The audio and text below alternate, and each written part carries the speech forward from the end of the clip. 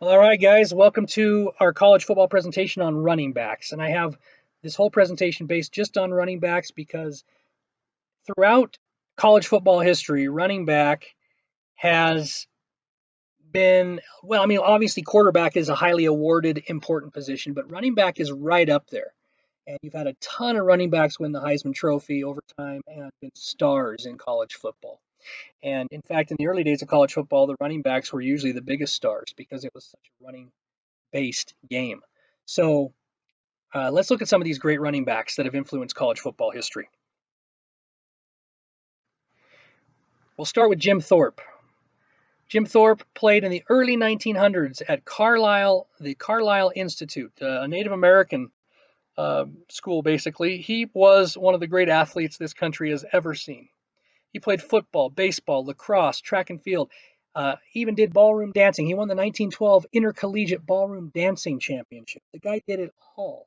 He played running back, defensive back. He kicked, he punted. He was a big guy at 6'1", 200 pounds for his day, especially.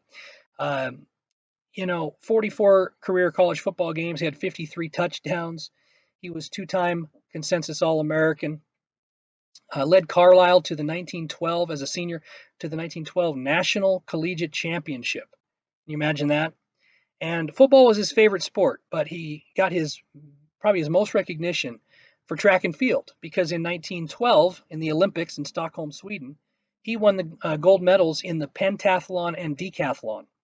I mean, he was just a dominant athlete.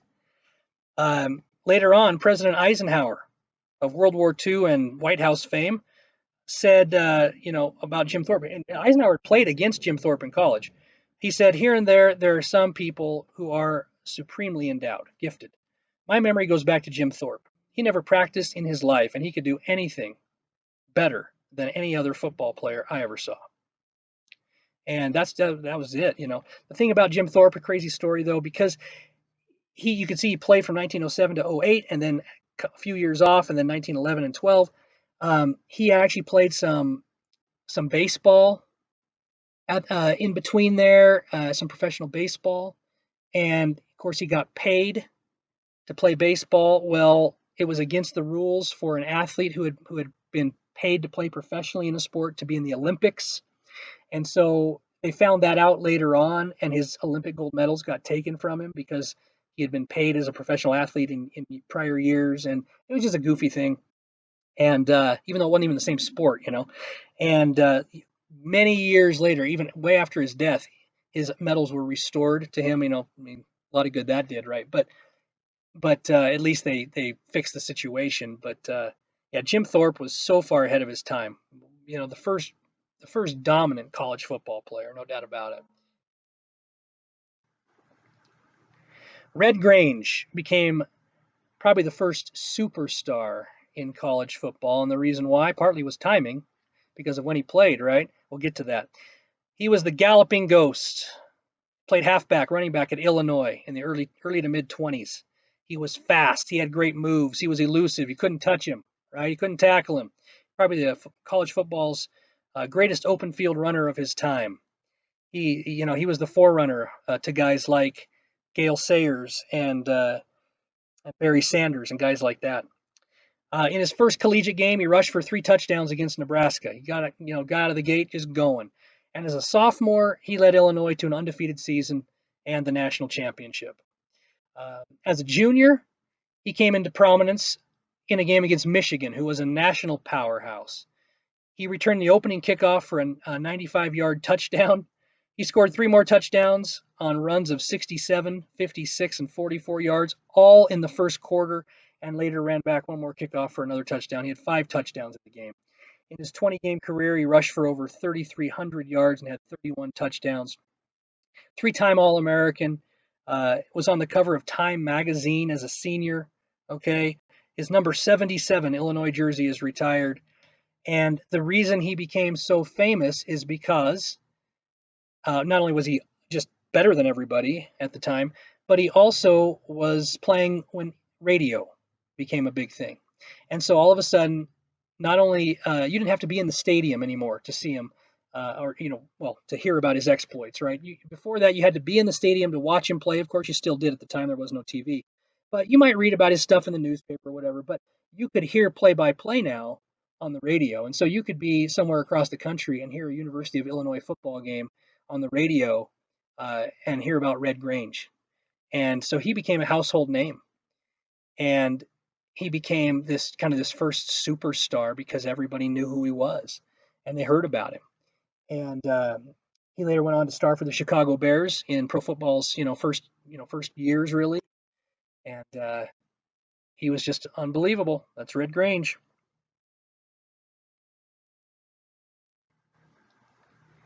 Doc Blanchard was an Army star running back, fullback, linebacker, kicker. Nicknamed Mr. Inside, his teammate in the backfield, Glenn Davis, who we'll talk about, was known as Mr. Outside. And while he and Blanchard and Davis were at Army, Army was just about unbeatable. In fact, they were unbeatable. Um, Notre Dame coach Ed McKeever once said, "I've just seen Superman in the flesh. He wears number 35 and goes by the name of Blanchard." Doc Blanchard was a three-time first-team All-American, sophomore through senior year. Won the Heisman his junior year in 1945. And while he was there, Army was 27 wins, 0 losses, and 1 tie. They won 2 national championships his sophomore and junior years. And he won the Sullivan Award as a junior in 1945 as America's top amateur athlete overall, first football player to win the award. And, in 28 games, he scored 38 touchdowns, had over 1,900 rushing yards, led the nation in scoring as a junior the year he won the Heisman. Doc Blanchard was awesome. His teammate at Army, Glenn Davis. From 1943 to 46, Davis played. He was a little smaller, stature-wise, than Blanchard, but a little shiftier as well. That's why they called him Mr. Outside. Blanchard was the bulldozer inside, and Glenn Davis was the shifty, quick guy to go around the corner outside. He was also sophomore through senior year, first team All-American. So, yeah, both those guys were first team All-Americans those 3 straight years, and he won the Heisman as a senior. So Blanchard had won it in 45 as a junior, and Davis won it in 46 as a senior. And Davis had also finished second in the Heisman in 44 and 45, both sophomore and junior years. So, like I said, he was part of 2 national titles in 44 and 45, and then co-national champion in 46. He scored 59 career touchdowns, which was an NCAA record at the time. He still holds the NCAA record for most yards per carry in a season. He averaged 11.5 yards a carry one year, and most yards per carry in a career. He also holds that record at 8.3. If you can imagine that. He also starred in baseball, basketball, and track while he was at Army. He did it all. And there's a picture, of course, with him and Doc Blanchard. So Army was a dominant football program in the mid-1940s. Of course, that's the years World War II was going. And so Army had a lot of guys coming through, not only training to go off to war, but a lot of guys going to school there and playing football, right? That were fantastic athletes. So that's Glenn Davis. Jim Brown is one of the greatest athletes also this country has ever seen, along with, some of these guys on this list, especially, you look at, we talked about Jim Thorpe, but Jim Brown was a Syracuse running back, huge guy, 6'2", 212. He would just bowl over his opponents. He could run around them, he could run through them, he could run over them. He was way ahead of his time. He just was fantastic. As a junior, you can see he averaged over 5 yards a carry. As a senior, he averaged over 6 yards a carry. His rushing yards were never like eye-popping because he shared the ball with some other guys on the team as well who were really good. But Jim Brown was just awesome. He just, like I said, he was ahead of his time. He would have been a great running back today, not just back in the 50s. Okay, and first team All-American. His last year, senior year there at Syracuse. In his final regular season game as a senior, he rushed for 197 yards, scored 6 touchdowns, kicked 7 extra points, and scored 43 total points, right? He just was great. He also played college basketball, did track and lacrosse, at Syracuse. In fact, he was an All-American lacrosse player, one of the great lacrosse players in our nation's history. So Jim Brown could have gone pro probably in multiple sports. He chose football, later played for the Cleveland Browns, had a 9-year pro career that was as great as anybody's ever has been.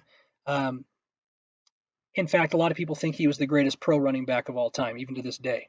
So Jim Brown, a dominant athlete, dominant player, and he was just, what can you say? He was, like I said, ahead of his time, and other athletes, other running backs especially, that came after him tried to emulate him in their game. And that basically is the highest praise you can get, right, as an athlete, when other athletes try to be like you.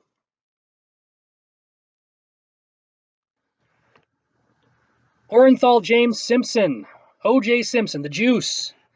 Now, a lot of us know about his crazy personal life, his legal troubles, his fall from grace, starting back in the mid 90s. But O.J. Simpson, while he was playing, was one of the great college football players of all time.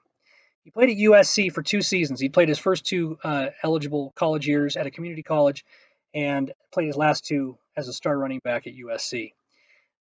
Uh, both years he played at USC, he was a first team All American. As a junior, he led USC to the national championship. And as a senior, he won the Heisman Trophy and pretty much every other award you could get. As a junior, he also won a few awards, including the Walter Camp Award and the UPI Player of the Year. So he was just awesome. Um, he led the nation in rushing both junior and senior years. Okay, and he was fast. He was strong. He was also elusive. He just had a nose for the first down marker and for the goal line. Okay, and so O.J. Simpson was, about as good as the nation had seen as far as just an electrifying running back up to that point in history. So, of course, he would get drafted and go on to have a Hall of Fame pro career with the Buffalo Bills. Became the first pro running back to rush for more than 2,000 yards in a season.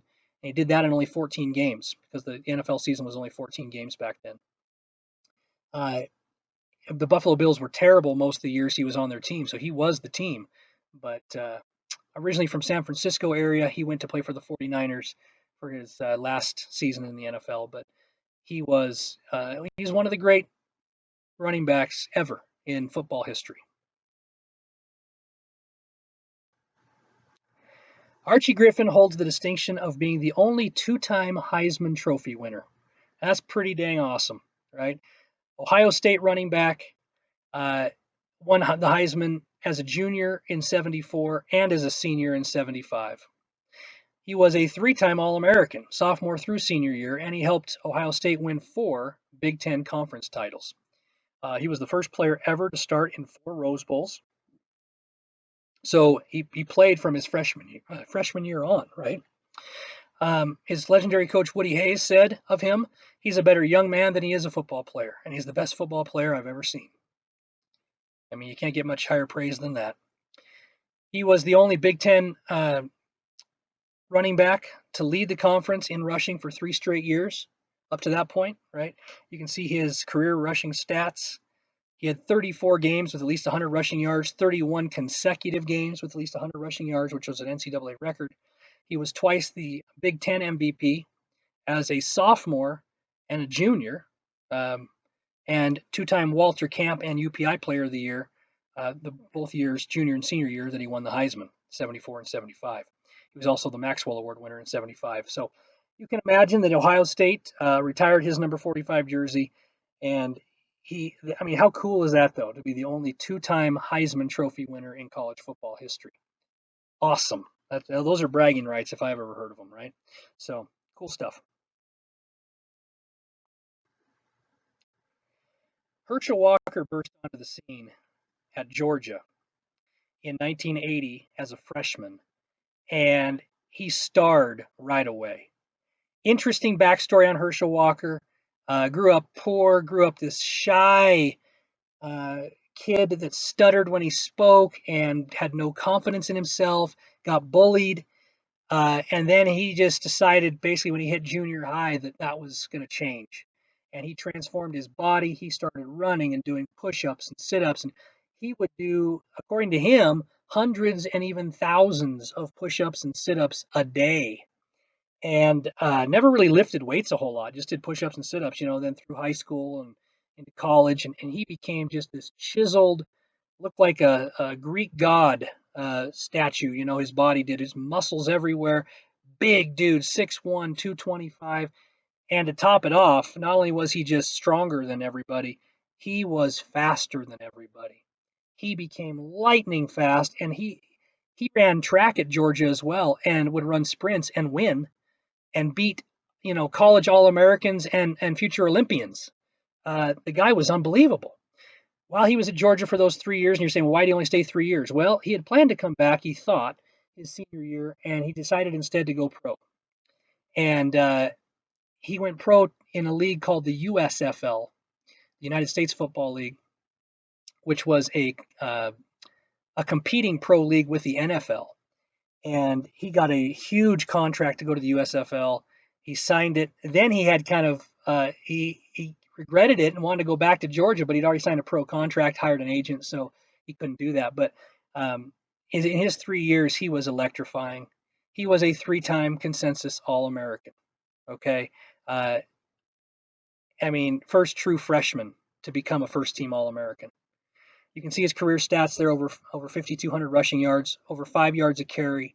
He averaged 159 yards a game. Okay, you can see he had rushing games of 283, 265, 235, 225. 3 times he rushed for 219, 250, 205. Unbelievable. 3-time consensus All-American. Like I said, freshman through junior year. And those 3 years, he led Georgia to 3 SEC titles.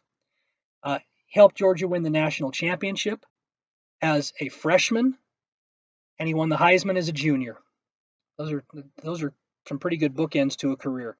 His junior year, he won the Heisman. He also won the Maxwell and the Walter Camp and Sporting News College Player of the Year, the UPI College Player of the Year. He won everything, right? He is the only player in NCAA history to finish in the top 3 in Heisman voting in all 3 of his collegiate seasons. Okay, as a freshman, he set freshman rushing records. Like I said, was 3rd in the Heisman, and he, like I said before, he was the first true freshman to become first-team All-American. It had happened before where a redshirt freshman, so second year in school but first year playing, had won or had been named a first-team All-American.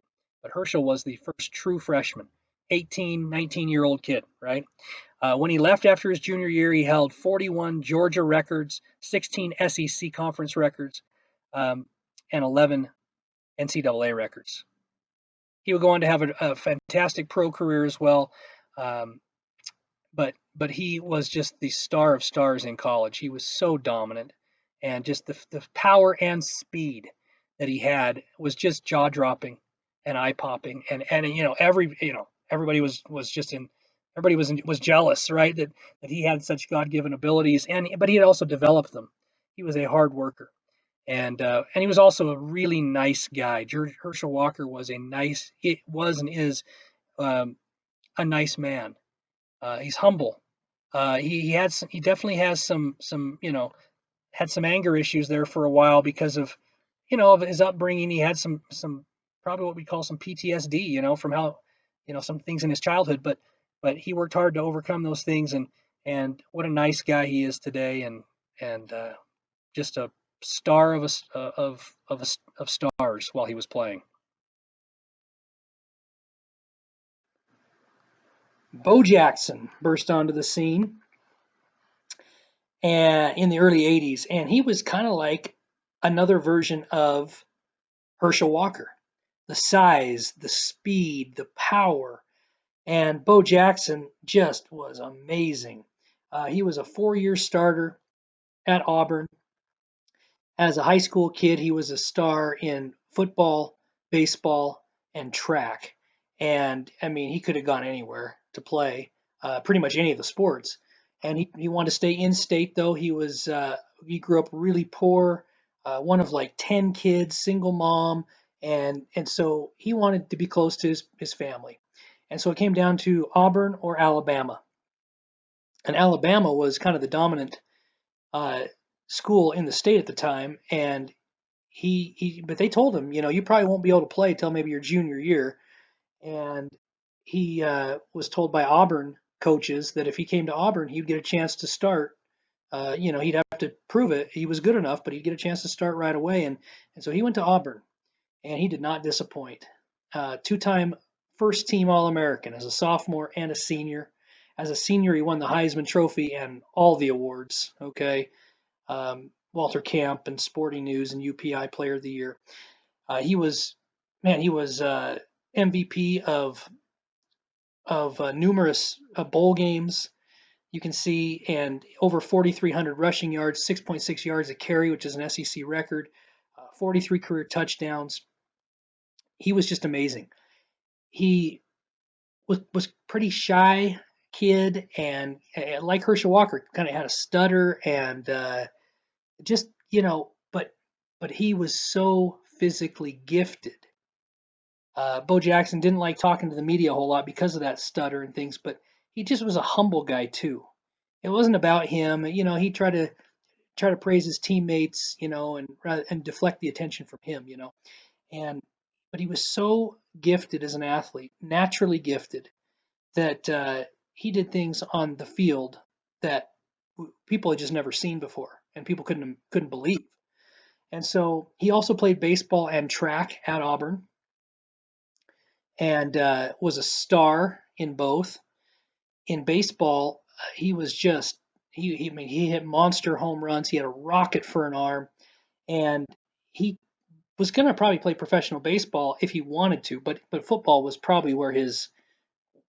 I mean, most people wanted to see him play football, and it was probably his best sport. And although track and field was probably his first love, but he was probably the best at football, and he was going to probably be the richest football player in history, if he goes to the pros. And so long story short, basically the Tampa Bay Buccaneers had the first overall pick in the draft. They were going to draft him, and they um, basically messed him over, and he lost his second half of his senior year of baseball because of it. They told him, "Oh yeah, we checked with the NCAA. We want to fly you out to Tampa and kind of have you look around the place, look around the facilities, meet the owner, all that stuff." And so they did, and Bo just figured that they were being upfront with him and honest, and they weren't being honest. They had not checked with the NCAA, and that was a violation for him to do that. And so he lost his second half of his senior baseball season. Well, he was so mad at Tampa Bay, he said, "Well, you can draft me if you want, but I'm not going to sign with you. Forget it." And he didn't sign with them. Instead, he chose to play baseball, and he got drafted by the Kansas City Royals, who were just coming off a World Series championship. And he started out in Double A, and he worked his way up to the majors rather quickly. And it was just awesome. He was just so good, so fun to watch. Um, he was just amazing. Anyway, just to show you, he ran a 10.39 in the 100 meters in college. And then at the NFL Combine, he ran a 4.12 in the 40-yard dash, which was the all-time record. And he was a 6'1", 222-pound running back. Okay. Uh, Again, the size and the speed was incredible. He could run right over a linebacker and right past a DB, and it was just amazing to watch. Bo became bigger than life. Okay, for a while there, especially in the late '80s and early '90s. Um, he was the man. Okay, and so yep, that's Bo Jackson.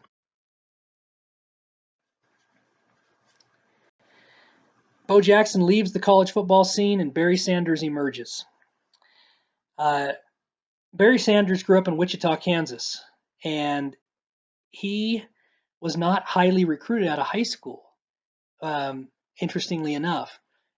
But his dad was a huge University of Oklahoma fan, and his dad wanted him to go to Oklahoma, but Oklahoma didn't recruit him, and so Oklahoma State uh, recruited him, and he decided to go there. Well, his dad was upset because Oklahoma State and Oklahoma are big rivals, right? His dad eventually got over it, but Barry Sanders goes to Oklahoma State. Well, they already had an All-American running back his freshman year there.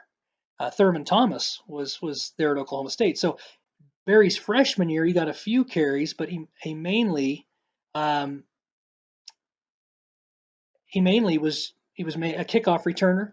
Okay, and in fact, he sat behind Thurman Thomas for 2 seasons, his freshman and sophomore year mainly. Again, a few carries here and there, very few freshman year, a few more his sophomore year, but he was a kickoff returner mainly, and all he did as a sophomore was lead the nation in yards per kickoff return. Okay, and then as a junior, he took over as a starting running back, and all he did there was have the greatest single season a running back has ever had in college football. Uh, he was unbelievable. Now, at only 5'8", people thought, well, he's too small to play running back. He can't really get in there in the hole and make it happen. He proved everybody wrong. He was 200 pounds of solid muscle. He could bench press over 400 pounds, squat over 600 pounds. He was unbelievably strong, and he had the greatest moves I've ever seen. He was so shifty. He could stop on a dime. He could cut and juke like a video game. Uh, Guys couldn't even touch him, let alone tackle him half the time. Um, so in like I said, as a junior in 1988, he set 34 records that season. Okay, alone. Uh, in 12 games, he rushed for 2,628 yards. He had 3,250 all-purpose yards. This is just that one season. 234 points, including 39 touchdowns, 37 rushing touchdowns, 5 straight 200-yard games, at least 2 touchdowns in 11 straight games, and 9 games with at least 3 touchdowns. He led the nation with 7.6 yards per carry, averaged over 200 yards a game, had 4 games with over 300 rushing yards. Of course, he was a consensus first-team All-American and a Heisman Trophy winner and every other award winner that year as well. But Barry Sanders was unbelievable. So he proved to be much better than Thurman Thomas, although Thurman Thomas was an All-American, and Barry Sanders sat behind him his first 2 years. He proved to be a better version of Thurman. And Barry Sanders gets picked by the Detroit Lions, has a 10-year career with the Lions and the pros, and in my opinion, is the greatest pro running back ever. My opinion. Of course, I'm a Lions fan. I'm a little partial, a little biased, but Barry Sanders did things on the football field that I had never seen anybody do before, and I've never seen anybody do since. And talk about humble. He would score touchdowns and just hand the ball to the ref, like he'd been there before. And like Bo Jackson, like Herschel Walker, kind of a shy kid, and didn't like to talk much with the media. Would try to deflect the attention away from him and to his teammates and so forth. But man, Barry Sanders, so fun to watch. He's still the most fun football player to watch, in my opinion, that I've ever seen. So that's Barry Sanders.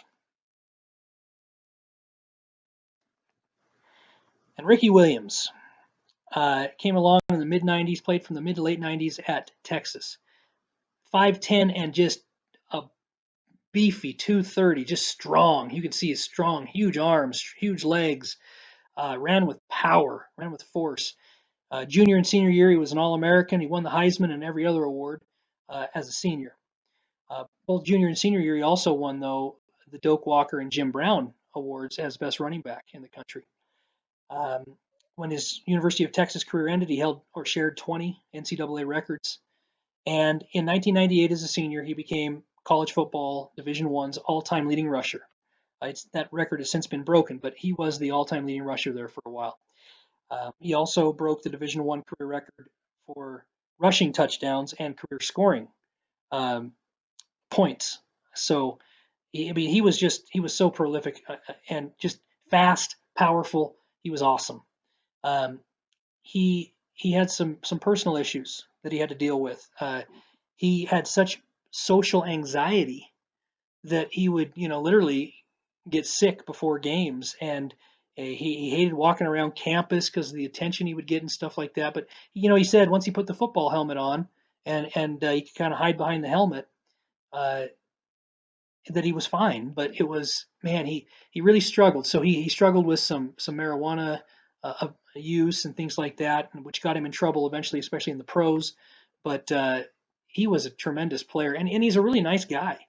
If you listen to him and talk and be interviewed and stuff, really nice guy. Just kind of a almost your resident, almost your resident hippie Zen master kind of guy too, though, you know. So, but man, what a football player he was. He could really run the ball.